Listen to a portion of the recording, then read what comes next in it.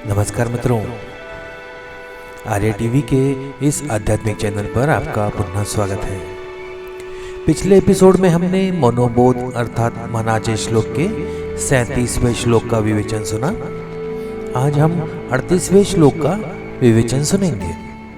तो आइए शुरू करते हैं आज का एपिसोड। आज का श्लोक इस प्रकार है।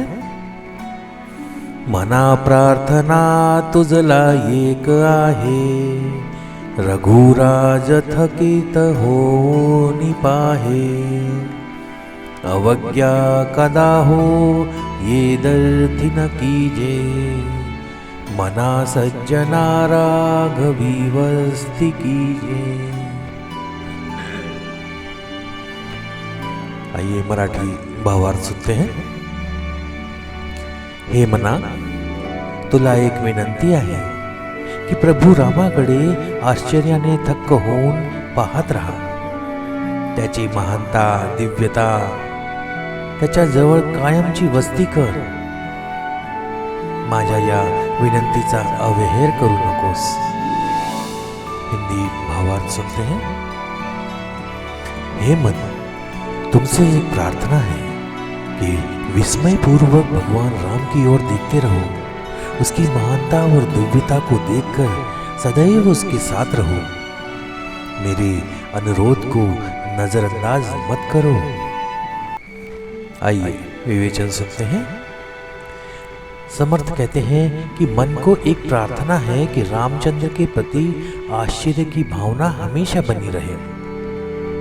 रामचंद्र का दर्शन, स्मरण, भजन और पूजन हर बार मन को आश्चर्यचकित करने वाला होना चाहिए। जब कोई प्रिय चीज अचानक मिलती है तो जो उत्साह मन में जागृत होता है वही रामचंद्र और ईश्वर के संदर्भ में हमेशा होना चाहिए। परमात्मा के प्रति एक गहरी आकांक्षा होनी जरूरी है। यह आकांक्षा दुर्लभ होती है क्योंकि विषयों में लिप्त मन में परमार्थ के प्रति प्रेम नहीं होता, और जिसके प्रति आकांक्षा नहीं होती उसके प्रति आश्चर्य की भावना न होना स्वाभाविक है। आश्चर्य का अनुभव तभी होता है जब मन प्रेम से भरपूर होता है। समर्थ ये भी कहते हैं कि परमार्थ और राम दर्शन के लिए आवश्यक साधना में अंतःकरण में अवज्ञा नहीं होनी चाहिए। अनादर, तिरस्कार, आलस्य, निराशा, उपेक्षा और कमजोर प्रयास जैसे भाव मन में नहीं होने चाहिए।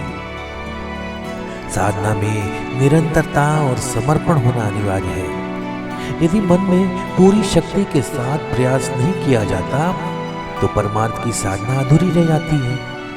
ये सभी अवज्ञा के संकेत हैं जो केवल परमार्थ के संदर्भ में ही प्रकट होते हैं। इसलिए सच्चे मन से प्रयास करना और परमार्थ की ओर ध्यान केंद्रित करना जरूरी है।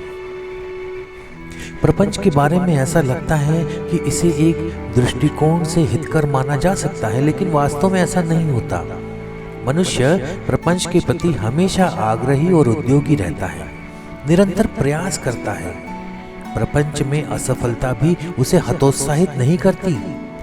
वह अलग अलग तरीकों से फिर से प्रयास करता है, वो प्रयास करता ही रहता है। प्रपंच में व्यक्ति हमेशा मेहनती होता है, जबकि परमार्थ के मामले में वह दैववाद का सहारा लेता है। उसकी सोच होती है कि अगर हमारे भाग्य में है तो परमार्थ होगा, और इसी भावना के साथ वह भजन और पूजन करता है। यदि यह नहीं होता है तो उसे लगता है परमार्थ का साधन बेकार हो जाएगा। परमार्थ को व्यक्ति का आश्रय स्थान बनाना चाहिए और इसे अस्थायी तौर पर नहीं करना चाहिए। इसके लिए समर्थ रामदास कहते हैं, मन तुम अच्छे हो, सज्जन हो, हमेशा रामचंद्र के निकट रहो। इस प्रकार प्रपंच में निरंतर प्रयास और परमार्थ में विश्वास की आवश्यकता है।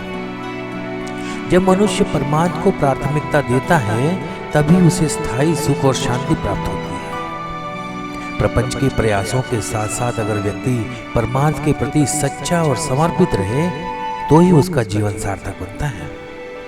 मन तुम्हें परमेश्वर और रामचंद्र की भक्ति इतनी उत्कटता से करनी चाहिए कि परमेश्वर राजाधिराज रामचंद्र आश्चर्यचकित होकर तुम्हारी ओर देखे।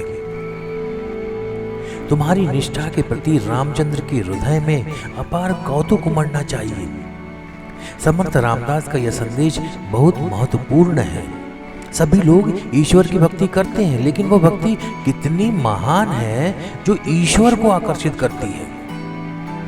महात्मा कबीर का एक महत्वपूर्ण दोहा है, वन मेरा मर गया दुर्बर हुआ शरीर, पीछे हरि घूमता है काढ़ते कबीर कबीर। इसमें ईश्वर की भक्ति का गहराई से बोध होता है। ईश्वर कबीर के पीछे लग जाता है और कहता है, कबीर रुक जा, मुझे छोड़ मत, एक बार मुझे मिल ले। भक्ति की यह स्थिति कितनी ऊंची और आकर्षक है। कबीर बताते हैं कि यह स्थिति तब प्राप्त होती है जब मन शांत होता है और काम क्रोध आदि विकारों का त्याग करता है। जब विषयों की हाव समाप्त हो जाती है और मन में चंचलता नहीं रहती तो वह परमेश्वर के चरणों में लीन हो जाता है। साधना के बल पर देह भाव मिट जाता है और देह से तादाद में नहीं रहता। जब ऐसी स्थिति आती है तब ईश्वर की ओर एक अद्भुत आकर्षण जागृत होता है। गोकुल की गोपियां, तुकाराम, नामदेव जैसे भक्त इस पायरी पर, इस सीढ़ी पर महान पुरुष माने जाते हैं। साधक को इन्हीं का आदर्श अपनाना चाहिए। तो आज का विवेचन यही समाप्त करते हैं। मिलते हैं अगले एपिसोड में एक नए श्लोक और उसके विवेचन के साथ। तब तक के लिए जय जय रघुवीर समर्थ। नमस्कार।